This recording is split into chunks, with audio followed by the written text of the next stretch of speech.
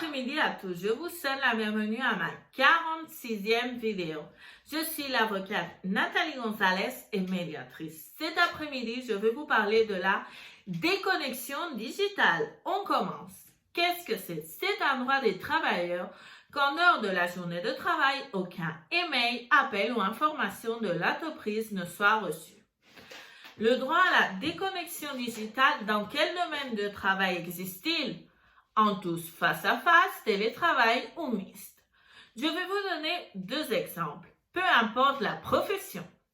Le premier du travail en face à face. C'est une journée de travail de 10h à 14h et de 16 à 20h. À 21h, nous recevons un appel du patron.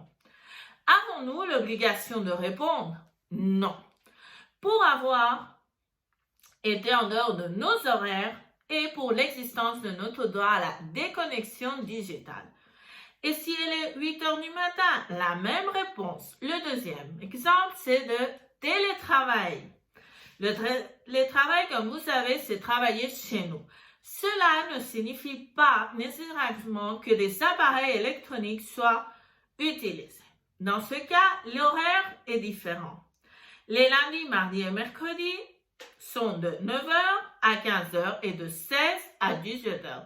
Les jeudis et les vendredis de 8h à 14h et de 15 à 17h. Nous avons reçu un email vendredi à 19h. Nous n'avons pas répondu et lundi, le patron nous engueule. Si vous m'envoyez un autre email en dehors de mes horaires, dois-je répondre pour éviter la colère? Non. À cause de ce que je vous ai expliqué avant.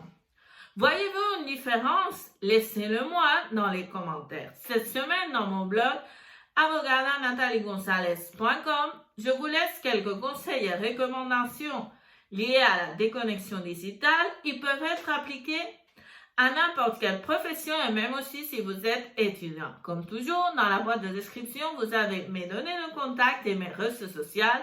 Ici se termine la vidéo d'aujourd'hui. Si cela vous a plu, faites-le moi savoir. Je vous souhaite une semaine fabuleuse. On se revoit dans la prochaine vidéo.